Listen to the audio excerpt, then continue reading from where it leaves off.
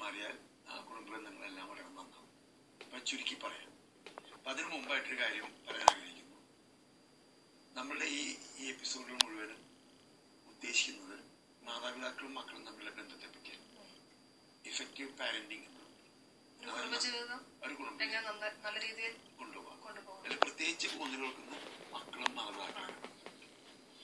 അവിടെയും ഈ സ്നേഹം എന്നുള്ള വാക്കാണ് ഏറ്റവും പ്രധാനം. ബൈബിളത്തിലും അത് തന്നെ എല്ലായിടത്തും അതെ.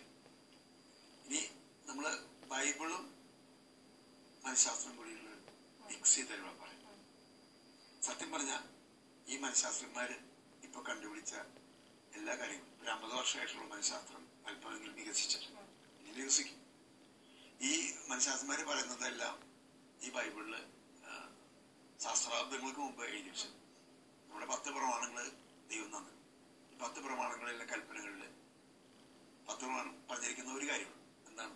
സ്നേഹിക്കുന്ന മാത്രം. അത്ര പറഞ്ഞു. മനഃശാസ്ത്രജ്ഞന്മാര് കണ്ടുപിടിച്ചത് അതൊക്കെ തന്നെയാണ്. സ്നേഹിക്കുക. അത് ചിലപ്പോ വേറെ വാക്ക് ഉപയോഗിക്കുന്നതായിരിക്കും. അതിലൊരു വാക്കാണ് സ്ട്രോക്ക്. അതെന്താന്ന് പറയാൻ പോവുകയാണ്. ശ്രദ്ധിച്ചു കേൾക്കുക. ചുരുക്കിയാണ് പറയുന്നത്. നാം സ്നേഹിക്കുക എന്ന് ഉദ്ദേശിക്കുന്നത് സാധാരണയായിട്ട് നമ്മുടെ മനസ്സിൽ മറ്റൊരാളെ പറ്റി നല്ല കാര്യങ്ങൾ തോന്നുക. ഒരാള് ആർക്കൊരു അസുഖം വരുമ്പോൾ നമ്മൾ കരയും, അല്ലെങ്കിൽ അവരോട് ആനന്ദിക്കുക. ഇതെല്ലാം സ്നേഹമായിട്ട് കണക്കാണ്. ഉള്ളി തോന്നും. ഉള്ളി തോന്നുന്നതിന്റെ പേര് വാസ്തവത്തിൽ സ്നേഹം എന്നല്ല. ഇവിടെയാണ് നമുക്ക് പറ്റിയിരിക്കുന്ന പെശൻ. മാതാപിതാക്കൾക്കും ഭാര്യഭർത്താക്കൾക്കൊക്കെ പറ്റുന്ന പ്രശ്നം. നമ്മുടെ ഉള്ളില് എന്തോ ഉള്ളൊരു സാധനം. ഉള്ളില് നമുക്ക് മറ്റുള്ളവരെ പറ്റി ചിന്തിക്കുന്നതൊക്കെ നല്ല കാര്യമാണ്. പക്ഷെ അതുകൊണ്ട് മറ്റുള്ളവർക്ക് പ്രയോജനമില്ല. മറ്റുള്ളവർക്ക് പ്രയോജനം കിട്ടുമ്പോഴാണ് സ്നേഹം എന്നുള്ള വാക്ക് വരുള്ളൂ. ഉദാഹരണം പറഞ്ഞാല് എന്റെ വീട്ടില് ഉള്ള ഒരു ചെടി വാടി നിൽക്കുന്നു എന്ന് ഇപ്പോ എന്നെ വീട്ടിൽ നിന്ന് ഭാര്യ വിളിച്ച് പറയുന്നു. എനിക്ക് വളരെ പ്രിയപ്പെട്ട ഒരു ചെടി. ഞാൻ ഇവിടെ ഇരുന്ന് അങ്ങനെ സങ്കടപ്പെട്ടിരുന്നുകൊണ്ട് ചെടിക്ക് ഗുണമുണ്ട്? ഇല്ല. ഞാൻ ഇവിടെ മുറ്റത്തിറങ്ങിയിട്ട് കുറച്ച് വെള്ളം വെച്ചുകൊണ്ട് ചെടിക്ക് ഗുണമുണ്ട്? വീട്ടിൽ ചെന്ന് ആ ചെടിയുടെ മുമ്പിൽ എന്ന് പറഞ്ഞായിരുന്നു എന്റെ ഈശ്വര നീ പാവം ചെടി എന്ന് പറഞ്ഞ ചെടിക്ക് ഗുണമുണ്ട്? പിന്നെ എപ്പോഴും ഗുണം ആ വെള്ളം ഒഴിക്കലാണ്. അത് ശരിക്കും നല്ല അനുഭവം കൊടുക്കും. ഈ നല്ല അനുഭവം കൊടുക്കുമ്പോൾ അതിനെ പോസിറ്റീവ് സ്ട്രോക്ക് കൊടുക്കാൻ കഴിയും. അങ്ങനെ വാക്ക് അവിടെ പോസിറ്റീവ് സ്ട്രോക്കാണ്. അതായത് നല്ലൊരു അനുഭവം. ഈ അനുഭവങ്ങൾ എനിക്ക് സ്ട്രോക്ക് എന്ന് പറയും. നല്ലതാണെങ്കിൽ പോസിറ്റീവ് സ്ട്രോക്ക്, നമുക്ക് ഇഷ്ടപ്പെടാത്താണെങ്കിൽ നെഗറ്റീവ് സ്ട്രോക്ക്. നേരത്തെ പറഞ്ഞ പോലെ 4 ഗ്ലാഡ്, സാഡ്, മാഡ്, സ്കെയർ. അതിൽ ഈ 3 അനുഭവങ്ങള് വികാരങ്ങൾ ഉണ്ടാക്കുന്ന എല്ലാ അനുഭവങ്ങളും നെഗറ്റീവ് സ്ട്രോക്കാണ്. ഈ വികാരം സന്തോഷം ഉണ്ടാകുന്ന എല്ലാ അനുഭവങ്ങളും പോസിറ്റീവ് സ്ട്രോക്ക്. നമ്മള് കണ്ടതും കേട്ടതും മണത്തതും രുചിച്ചതും സ്പർശിച്ചതും എല്ലാം സ്ട്രോക്കുകളാണ്. അത് ഇഷ്ടപ്പെട്ടെങ്കിൽ പോസിറ്റീവ് സ്ട്രോക്ക്, ഇഷ്ടപ്പെട്ടില്ലെങ്കിൽ നെഗറ്റീവ് സ്ട്രോക്ക്. അത്രയും അർത്ഥം സിമ്പിൾ ആയിട്ട് പറഞ്ഞാൽ ഒരു ഗ്രാഫ് പോലെ ഇരിക്കും. പോസിറ്റീവ് സ്ട്രോക്ക് എന്ന് പറഞ്ഞാൽ ഗ്രാഫിന്റെ മുകളിലേക്ക്, നെഗറ്റീവ് താഴേക്ക്. ഇതിൽ തന്നെ കുറഞ്ഞതും കൂടിയതും എല്ലാം 100 വരെ പോകാം. ഇവിടെ കുറഞ്ഞതും കൂടിയതും -100 വരെ. ഒരു ഭക്ഷണം കഴിച്ചു, ഇഷ്ടപ്പെട്ടില്ലെങ്കിൽ നമ്മൾ പറയും ഇഷ്ടപ്പെട്ടില്ല, അപ്പൊ നെഗറ്റീവ് സ്ട്രോക്ക് കിട്ടിയെന്ന് പറയും. ഇഷ്ടപ്പെട്ടെങ്കിൽ പോസിറ്റീവ് സ്ട്രോക്സ് കിട്ടി. അവരുടെ പാട്ട് കേൾക്കോ, എന്തെങ്കിലും മണങ്ങളോ രുചിയോ സ്പർശനോ എല്ലാം അങ്ങനെ. അപ്പൊ നമ്മുടെ ജീവിതം മുഴുവനും ഒരു കാര്യത്തിലേക്ക് ലക്ഷ്യപ്പെടുത്തി നമ്മൾ പോവുകയാണ്. ഏതാണ്? പോസിറ്റീവ് സ്ട്രോക്സ് എപ്പോഴും കിട്ടണം. രാവിലെ കണ്ണു തുറന്നാൽ രാത്രി ഉറങ്ങുന്നത് വരെ മുഴുവൻ സമയം പോസിറ്റീവ് സ്ട്രോക്സ് കിട്ടിക്കൊണ്ടിരുന്ന വളരെ സുഖമായി. അപ്പൊ നമ്മൾ ഇങ്ങനെ പ്ലസ് കേൾക്കും. നല്ല മറ്റുള്ളവർക്ക് പോസിറ്റീവ് സ്ട്രോക്ക് കൊടുക്കുന്നുണ്ടോ എന്ന കാര്യം നമുക്കത് കിട്ടണമെന്ന് ആഗ്രഹം. അതുപോലെ എല്ലാവർക്കും ആഗ്രഹമുണ്ട്. ഈ ലോകത്തിലെ 600 കോടി ജനങ്ങൾക്ക് ആഗ്രഹം. പക്ഷെ നമ്മൾ പലപ്പോഴും അവിടെ അപ്പൊ എല്ലാവരും പരസ്പരം പോസിറ്റീവ് സ്ട്രോക്ക് കൊടുത്തു കഴിഞ്ഞാൽ ദൈവത്തിന്റെ രാജ്യം ഭൂമിയിലുണ്ടാവും. അതാണ് സ്നേഹിക്കുക എന്ന് പറയും. പോസിറ്റീവ് സ്ട്രോക്സ് കൊടുക്കാൻ ആഗ്രഹിക്കുന്നതിന്റെ പേരെന്തെന്ന് പറഞ്ഞു? ഉള്ളിലുള്ളതിന്റെ പേര് ഇഷ്ടം. ഉള്ളിൽ സ്നേഹം എന്ന് പറയുന്ന ഒരു സാധനം ഇല്ല. അങ്ങനെ സാധനമേ ഇല്ല. ഉള്ളിലുള്ളതിന്റെ പേര് ഇഷ്ടം.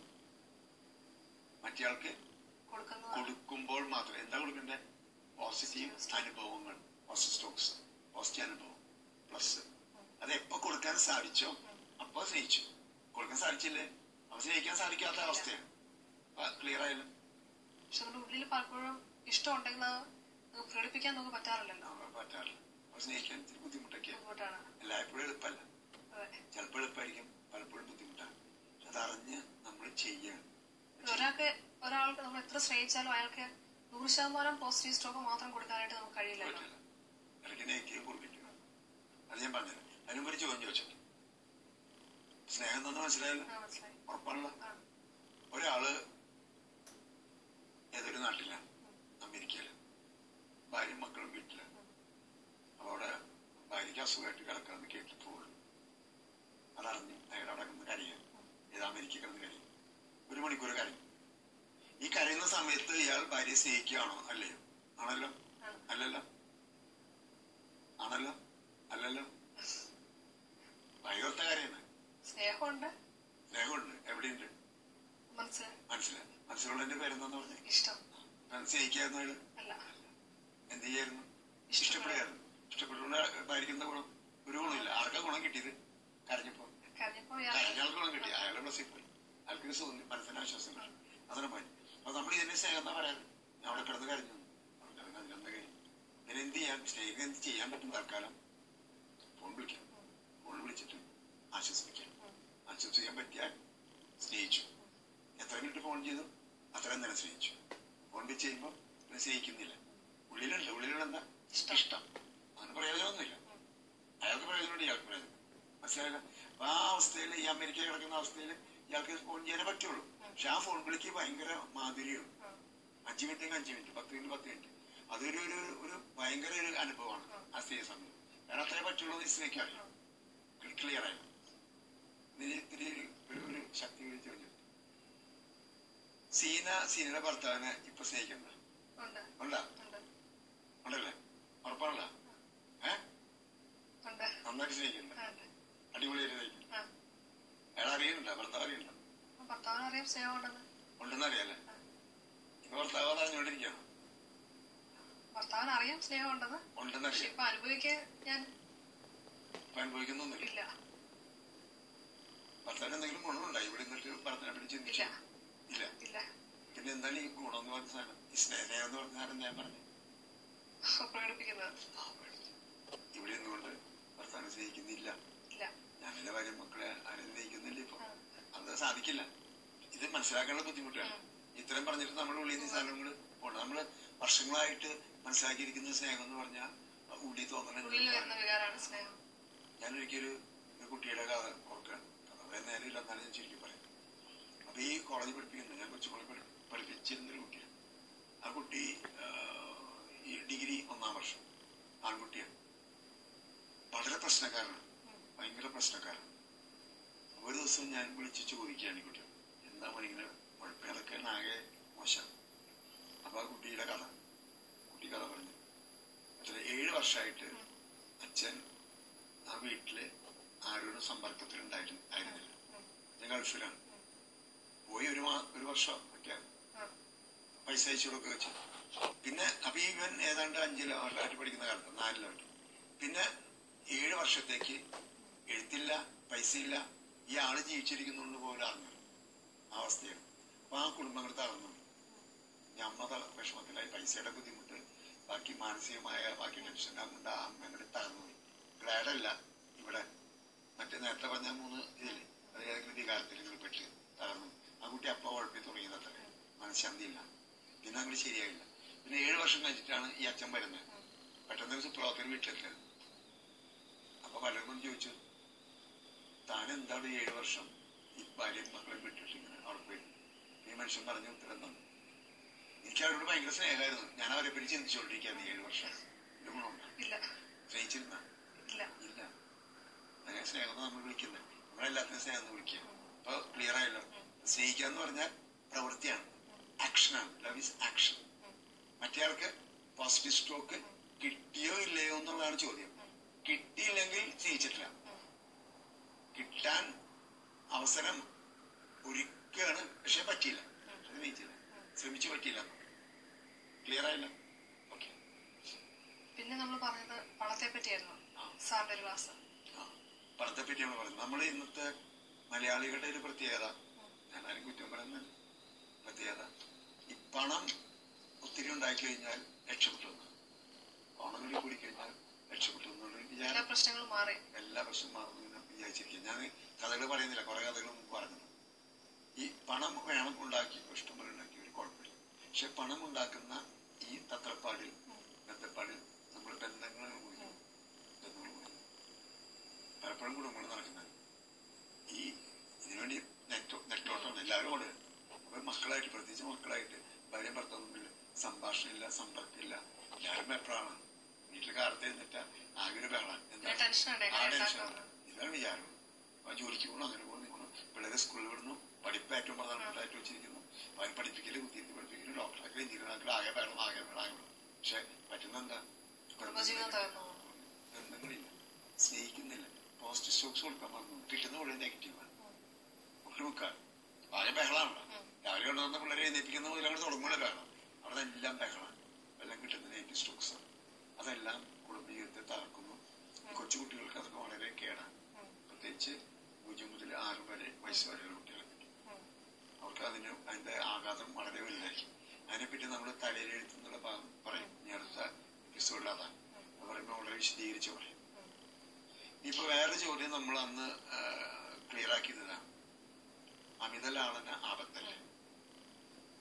ഈ അമിത ലാളന എന്നുള്ള വാക്കിനേക്കാൾ കുറച്ചുകൂടി പ്രായോഗികമായിട്ടുള്ളത് തെറ്റായ രീതിയിലുള്ള ലാളന, തെറ്റായ രീതി.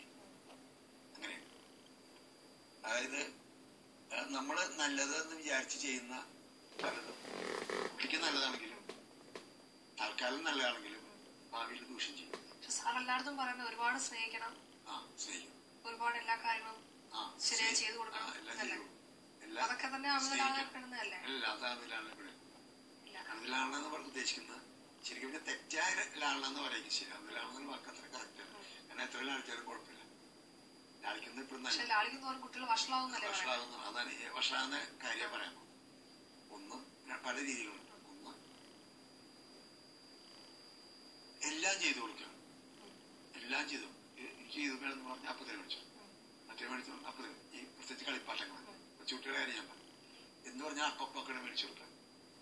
അത് നല്ലതല്ല. മേടിച്ചു കൊടുക്കാവുന്നത് മേടിച്ചു കൊടുത്താൽ മതി. വളരെ വില കൂടിയ സാധനം മേടിച്ചു കൊടുത്തോണ്ട് കുട്ടിക്ക് വേണം. 10 രൂപയ്ക്ക് കിട്ടുന്ന കാറിന് 250 രൂപ 500 രൂപയ്ക്കും കാർ കിട്ടും. കണ്ടേ തന്നെ കയറും. ആ 500 രൂപ മേടിച്ചിട്ട് കുട്ടിക്ക് വലിയ ഗുണമൊന്നുമില്ല. ചെറിയ കുട്ടികളാകുമ്പോ കൂടുതലും മക്കളെ ഏറ്റവും നല്ല സാധനം മേടിച്ചു കൊടുക്കാനല്ലേ കുട്ടികൾക്ക് അങ്ങനെ ഗുണം ഉണ്ടാവില്ല. നമ്മളങ്ങനെ വിചാരിക്കുന്നത് അവർക്ക് ഒരു സാധനം കിട്ടിയാൽ അവർക്ക് താല്പര്യമുള്ള സാധനം കിട്ടിയാൽ അതിന്റെ ഉള്ളിൽ 250 രൂപയാണോ 2000 രൂപയുടെ സാധനം ഒന്നും അവർ അന്വേഷിക്കുന്നില്ല. അവർക്ക് അത് പ്രശ്നമല്ല. നമുക്ക് തോന്നുന്ന ചിലർ മറ്റുള്ളവരെ കാണിക്കാൻ വേണ്ടി അവർ മേടിച്ചു കാര്യം അവർക്ക് സാധാരണ സാധനം മതി. ഇനി എല്ലാം വാങ്ങിച്ചു കൊടുക്കണോ ചോദ്യം. ഞാൻ പറഞ്ഞ പോലെ പറ്റുന്ന വാങ്ങിച്ചു കൊടുക്കും. ഒരു കുട്ടി വഴിക്കണ നടന്നിട്ട് പറയാം, ആ മരുന്നുകാർ കൊണ്ടില്ലേ വലിയ കാറ്, അത് മേടിച്ചേർന്ന് പറഞ്ഞാൽ നമ്മൾ വാങ്ങിച്ചു കൊടുക്കും. മേടിച്ചു കൊടുക്കാൻ പറ്റില്ല, കൊടുക്കേണ്ട ആവശ്യമില്ല, കൊടുക്കാൻ പറ്റില്ല. പറ്റുന്ന വാങ്ങിച്ചു കൊടുക്കാം. ഇനി അടുത്ത പോയിന്റ്, ഉടനെ വാങ്ങിച്ചു കൊടുക്കണം നിർബന്ധമില്ല. ഇതാണ് വലിയ കാര്യം. നമ്മളതിനെ അവരെന്ന് ക്ഷമിക്കാൻ പഠിപ്പിക്കുക. പക്ഷെ എല്ലാം അങ്ങനെ ചെയ്യരുത്. ഇടയ്ക്ക് ചിലതെല്ലാം മേടിക്കാൻ പറ്റും, അത് നാളെ മേടിക്കും, അങ്ങനെ അടുത്ത ആഴ്ച അങ്ങനെ ഇപ്പം പൈസ ഇത്തിരി ശരിയാവാനുണ്ട്, അത് നമുക്ക് അടുത്ത മാസം മേടിച്ചാൽ അങ്ങനെ കൂടിയതൊക്കെ ആണെങ്കിൽ അങ്ങനെ നീട്ടാം. ചെറുതൊക്കെ ലളിതമായിട്ടൊക്കെ നമുക്ക് അപ്പോൾ മേടിച്ചെടുത്തുള്ള കുഴപ്പമില്ല. അപ്പൊ ഇടയ്ക്ക് ചിലത് നീട്ടണം. നീട്ടുന്നത് വളരെ നല്ലതാണ്. അവരങ്ങനെ പഠിക്കുക, ക്ഷമിക്കാൻ പഠിക്കും. ഇല്ലെങ്കിൽ എന്ത് സംഭവിക്കും ചോദിച്ചാൽ വലുതാക്കി കഴിയുമ്പോൾ അവർക്ക് എല്ലാം വലിയ പ്രശ്നമാണ്. വിവാഹം കഴിഞ്ഞ് കഴിയുമ്പോ ചിലപ്പോ ചില ഭാര്യമാരുണ്ടാകും, ഭർത്താക്കന്മാരുണ്ട്. ഭാര്യ പറഞ്ഞാൽ അപ്പൊ കിട്ടിക്കോളും. ഇപ്പൊ ഒരു സാരിയാണ്, അപ്പൊ സാരിയാണ്. നടക്കുന്ന കാര്യങ്ങളാണ്. വെയിറ്റ് ചെയ്യാൻ പഠിക്കണം. അത് ഒരു പ്രധാനപ്പെട്ട കാര്യം. രണ്ടാമത്തെ ഒരു കാര്യം എന്ന് വെച്ചാല് ഒന്നും ചെയ്തു കൊടുക്കില്ല, ഒന്നും ചെയ്യിക്കില്ല, ഒന്നും ചെയ്യിക്കില്ല, ചെയ്യിക്കാതെ വളർത്തും. കാരണം വെച്ചാൽ എന്റെ മോള് ഒരെണ്ണല്ലുള്ളൂ, രണ്ടെണ്ണുള്ളൂ, വിഷമിക്കരുത് എന്ന് വിചാരിച്ചിട്ട് എല്ലാം ചെയ്തു കൊടുക്കും. പല പെൺകുട്ടികൾക്കും പലതിനും വലിയ പ്രശ്നമാണ്. ഒരടുക്കള കണ്ടിട്ടില്ല, അടുക്കളയ്ക്ക് വരിക, മോളെ നീ പഠിച്ചോ, നീ നിന്റെ ഇളക്കണ്ട, നമുക്ക് ഒരു വെള്ളം ചൂടാക്കാനോ ഒരു സാധനം അറിഞ്ഞു. ഇതാരും കുറ്റമായിട്ട് പറയുന്നില്ല, ഞാൻ ഒന്നും കുറ്റം പറയുന്നില്ല, നമ്മൾ ശ്രദ്ധിക്കാൻ വേണ്ടി പറയും. അപ്പൊ ആ കുട്ടികളെ ഇതാക്കിയാൽ അവൾക്കൊന്നും അറിയില്ല. അടുക്കള എന്നൊന്നും കണ്ടിട്ടില്ല, എനിക്ക് കേട്ടാറുമില്ല. ഇരുന്ന് പഠിച്ചോ പഠിച്ചോ എന്ന് പറയാം. ഇതൊക്കെ ഭാവിയിലെ കുട്ടിക്ക് ദൂഷ്യാണ്. അപ്പൊ അമ്മ വിചാരിക്കുന്നത് എന്താ, അവള് ദേഹങ്ങളെ വിഷമിക്കാതിരിക്കട്ടെ, അല്ലെങ്കിൽ അച്ഛൻ വിചാരിക്കും വിഷമിക്കാതിരിക്കുക എന്നുള്ളതല്ല, ചില കാര്യങ്ങൾ ചെയ്ത് ശീലിക്കുക വേണ്ട, ഭാവിയിൽ ഗുണം. ഇതാണ് തെറ്റായ രീതിയിലുള്ള അല്ലാണ്. വിഷമിക്കാതെ വെറുതെ ഇരുന്നാൽ കുട്ടിക്ക് സുഖം തന്നെയാണ്, കുട്ടിക്ക് അപ്പൊ സുഖം, പക്ഷെ നാളെ ഗുണം ദൂഷ്യം വരും. ഇതുപോലെ ഈ തെറ്റായ രീതിയിലാണെന്ന് വെച്ചാല് ചിരിയാണ്, കൊലച്ചിരി. അതിനെപ്പറ്റി ഒത്തിരി പറഞ്ഞതാണ്. കൊലച്ചിരി എന്ന് പറഞ്ഞാൽ അതായത് തെറ്റ് തിരുത്തുമ്പോൾ ചിരിക്കുക, അല്ലെങ്കിൽ തെറ്റ് കാണുമ്പോൾ ചിരിക്കുക, പിന്നെ കൊലച്ചിരിയാണ്. ഡോക്ടർ എറിക് ബേൺ, ഈ മനഃശാസ്ത്രത്തിൽ വലിയ ഒരു വിദഗ്ധനാണ് ഡോക്ടർ എറിക് ബേൺ. ഈ എറിക് ബേണിന്റെ ഒരു ബാക്കി പറഞ്ഞാൽ, ഒരമ്മയുടെ ചിരി ഒരു കുട്ടിയെ കൊലമരത്തിൽ കയറ്റാൻ മാത്രം ശക്തി ഉണ്ടെന്ന്. അങ്ങനെയാണ് ആ വാക്കുണ്ടാക്കുന്നത്, കൊലച്ചിരി എന്നൊരു വാക്ക്, കൊലമരത്തിൽ.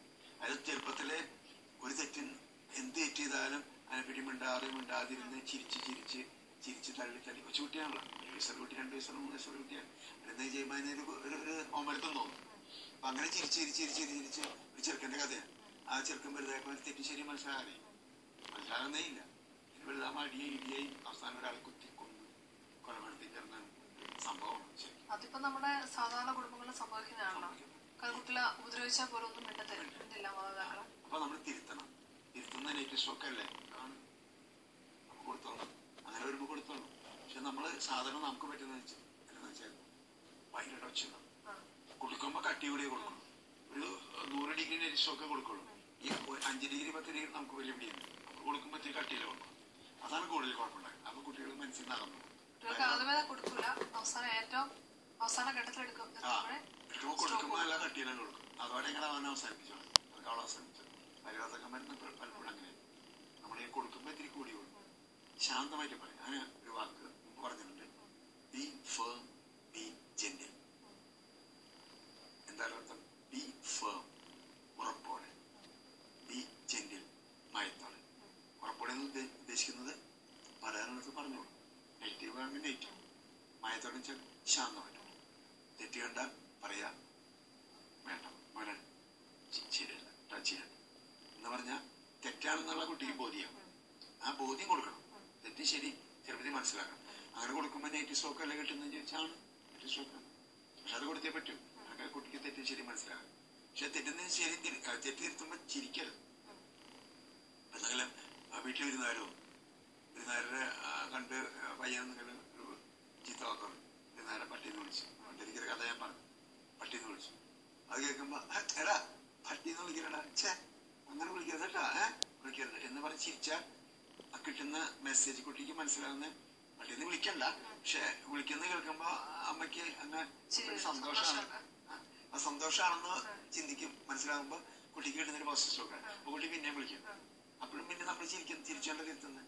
അപ്പൊ തെറ്റ് തിരുത്തുമ്പോ ഒരിക്കലും ചിരിക്കരുത്. ഗൗരവം പിടിച്ച് ഇങ്ങനെ നിൽക്കുന്നതല്ല, ശാന്തമായിട്ട് പറയും, മോനെ ഞാനുണ്ട്, വിളിക്കരുത്, നല്ല കുട്ടിയാണ്, നല്ല വാക്കുട്ടി കേട്ടാ എന്ന് ശാന്തമായിട്ട് പറഞ്ഞാൽ കുട്ടിക്ക് കാര്യം മനസ്സിലാവും. അവിടെ ചിരിയില്ല, ഒന്നുമില്ല. അത് നെഗറ്റീവ് സ്റ്റോക്ക് ഇല്ല, ആയിക്കോട്ടെ. ഇനി കൂടി തരുന്ന നെഗറ്റീവ് സ്റ്റോക്കുകൾ എപ്പോ കൊടുക്കാന്നുള്ളത് അതൊക്കെ ചുരുക്കേ കൊടുക്കാവൂ. 80-90 ഡിഗ്രിയിലൊക്കെ വലിയത് കൂടിയത്.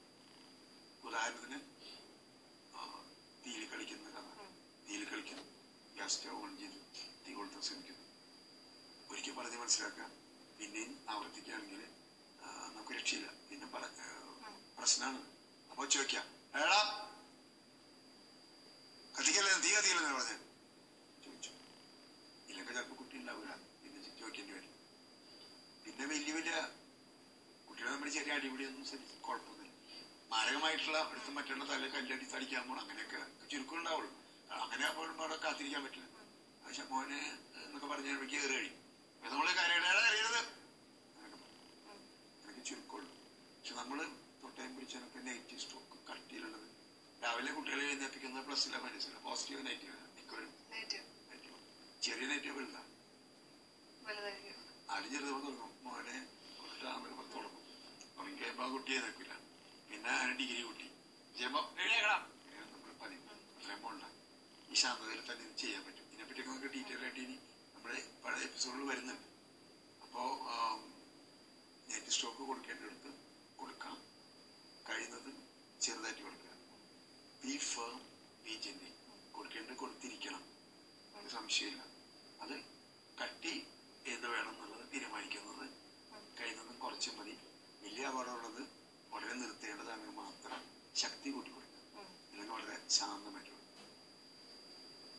ഇനി പഠിത്തത്തിന്റെ കാര്യമൊക്കെ ഞാൻ പഠിത്തത്തിന്റെ കാര്യം ഉണ്ടായിരുന്നു. ഒരിക്കൽ പറഞ്ഞ ഞാൻ ഡീറ്റെയിൽ ആയിട്ട് പറഞ്ഞില്ല. പഠിത്തത്തെ പറ്റി വളരെ വിശദമായിട്ട് ഈ വരുന്നുണ്ട്. കുറച്ചുകൂടി കഴിയണം. പിന്നെ 6 വയസ്സ് വരെയുള്ള കുട്ടികളുടെ 6 വയസ്സ് വരെയുള്ള കാര്യം പറഞ്ഞു. അതും ഇനി വിശദമായിട്ട് പറയാൻ വന്ന ഈ സ്ക്രിപ്റ്റിംഗ് അല്ലെങ്കിൽ തലയിലെഴുത്തിനെ പറ്റി അടുത്ത എപ്പിസോഡിൽ പറയും. അതിൽ 6 വയസ്സ് വരെയുള്ള കഥ വളരെ വ്യക്തമായിട്ട് വിശദമായിട്ടും വരുന്നുണ്ട്. അതിൽ ചുരുക്കി ഒറ്റ വാക്കി പറയാം.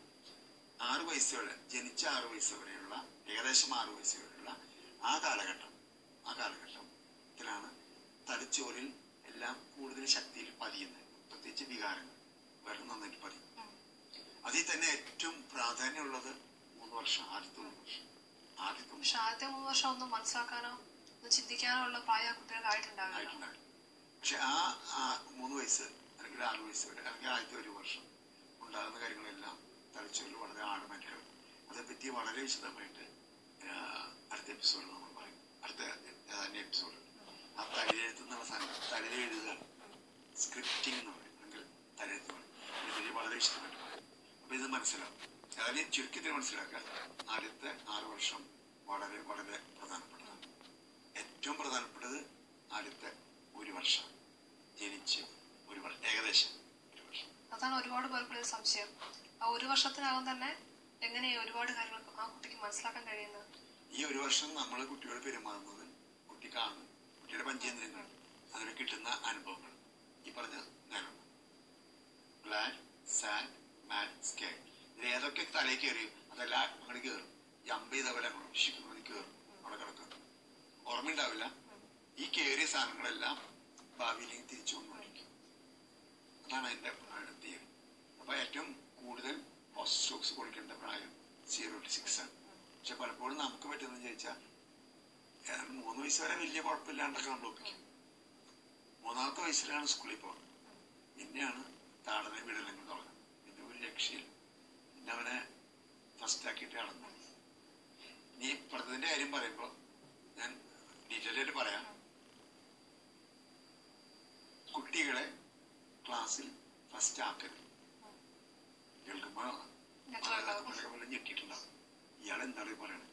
താൻ എവിടത്തെ അധ്യാപകനാണോ എന്നും ചോദിക്കും. ഫസ്റ്റ് ആക്കരുത്. LKG-ലും UKG-ലും 10-ലും 5-ലും ഫസ്റ്റ് ആയിട്ട് പ്രയോജനമൊന്നും വലിയ ക്ലാസ്സിലായി പിന്നെയും കൊണ്ടു ഫസ്റ്റ് ആവണ്ടപ്പോഴും നല്ല മാർക്ക്, ഒരു നല്ല മാർക്ക് ഇട്ട ക്ലാസ്സിലായതിൽ 5, 8, 10 പിള്ളേരിൽ ഒന്നായാൽ മതി. ധാരാളം ഫസ്റ്റ് ആയിട്ട് കാര്യങ്ങൾ. കുഴപ്പം എന്താന്ന് ചോദിച്ചാൽ കോമ്പറ്റീഷൻ വന്ന് കുട്ടിയുടെ അവസാനം തകർന്നു പോകും. അങ്ങനത്തെ ഒത്തിരി കഥകൾ ഞാൻ പിന്നീട് പറയാം. അതിനെപ്പറ്റി പറയും. ഫസ്റ്റ് ആക്കണം.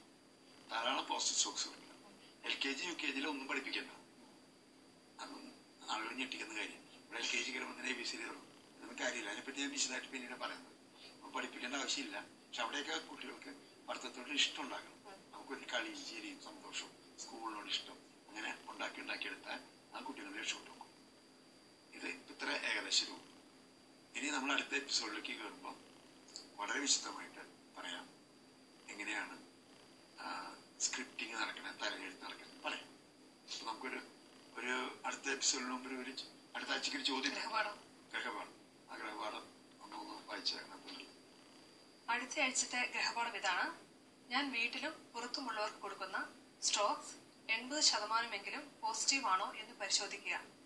അല്ലെങ്കിൽ അതിനുവേണ്ടി ആത്മാർത്ഥമായി പരിശ്രമിക്കുക, പ്രാർത്ഥിക്കുക. ഈ ഗ്രഹപാഠം അല്പം ബുദ്ധിമുട്ടുള്ളതാണ്. 80% പോസിറ്റീവ് സ്ട്രോക്സ് കൊടുക്കുക എന്നുള്ളത് പലരെ സംബന്ധിച്ചിടത്തോളം ബുദ്ധിമുട്ടാണ്. പക്ഷെ നമ്മൾ അതിലേക്ക് വന്നേ പറ്റും. 80 അല്ല, 90, 95 നമ്മൾ ഉയരണം. അത്രയും ഉയരാൻ നമുക്ക് സാധിച്ചാൽ കുടുംബത്തിൽ വളരെ ശാന്തി സമാധാനമുണ്ട്. അതിനുവേണ്ടി നമ്മൾ തീവ്രമായി പരിശ്രമിക്കണം, തീവ്രമായി ആഗ്രഹിക്കണം. അടുത്ത ആഴ്ച മാത്രമല്ല, എന്നും നമ്മൾ അതിനുവേണ്ടി പരിശ്രമിക്കുകയും പ്രാർത്ഥിക്കുകയും ചെയ്യണം. ഇന്നത്തെ ഈ എപ്പിസോഡ് ഇവിടെ പൂർണ്ണമാവുകയാണ്. നിങ്ങളുടെ വിലയേറിയ അഭിപ്രായങ്ങളും നിർദ്ദേശങ്ങളും ഞങ്ങളെ എഴുതി അറിയിക്കുക.